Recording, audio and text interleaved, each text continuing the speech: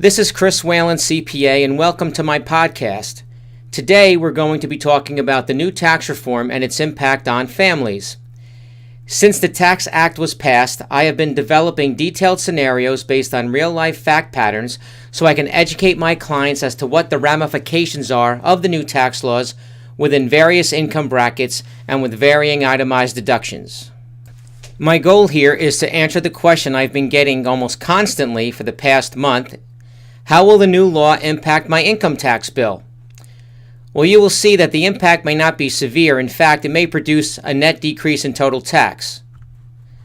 In this case study, we have a married couple with 2 children earning $230,000 a year of wages.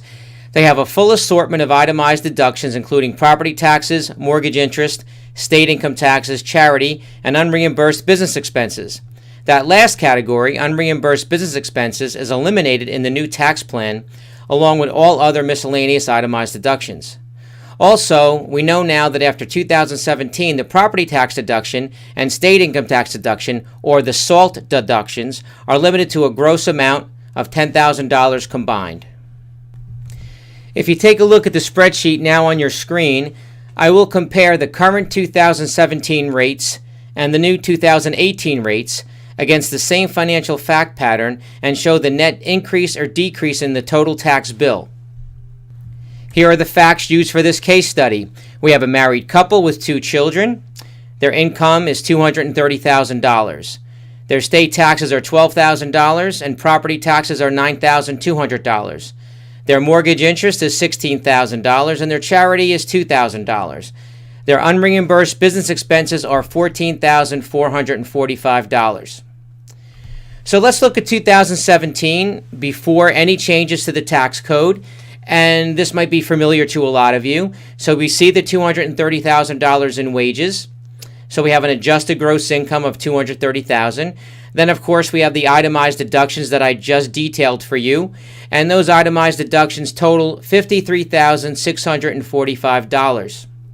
Now, they also, in 2017, they get personal exemptions of a total of $16,200.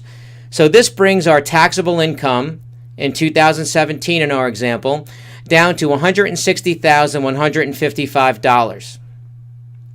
When we calculate the tax on that, and this includes alternative minimum tax, the total tax is $36,472. I think we all can follow that.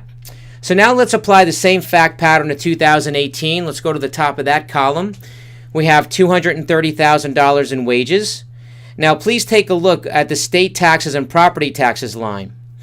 The combination of those two, as I stated before, are $10,000 only. So we only have $5,000 of state taxes that we can take and $5,000 of property taxes we can take. This is one of the main areas of fear and hysteria that I've been hearing about, and we'll get to that in a minute. We still have mortgage interest is still 100% deductible up to certain limits. Charity is still deductible at $2,000. So that brings our itemized deductions in 2018 to $28,000, because please also note that the unreimbursed business expenses, which are miscellaneous itemized deductions, are no longer allowed. So this is a very severe difference. Everyone, please take a look at the total itemized deductions line. We have a $25,000 approximate reduction in itemized deductions. And I've purposely made this example with some very high deductions just so we can see really how the new law is going to work. Now, we also have another negative here. Look, our personal exemptions are 0 in 2018 because they've been eliminated. So that brings our taxable income to $202,000. Now, just looking at the difference between the taxable income lines, we have almost $42,000 in higher taxable income in 2018. We went from about $160,000 to $202,000.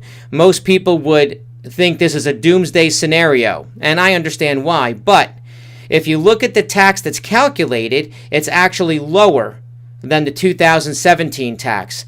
That is because a few things have happened. Number one, our income tax rates have been reduced from last year, and also the tiers have been increased. So when you go into a higher bracket of tax for some of your income, that's also been moved up. So in this scenario, even with limits, even with the SALT limits to $10,000 of state and local income taxes, we actually have a savings for this family. Of course, this is only an example, and every situation is different, and that's why I urge you to contact me so I can do a custom spreadsheet like this and a projection for you and your family. As always, I appreciate you listening to this podcast. I hope you found it informative and worthwhile. Please contact me via my website at chriswhalencpa.com. You can also reach me via email at chriswhalencpa@gmail.com and call me directly on 732-673-0510. Thank you again.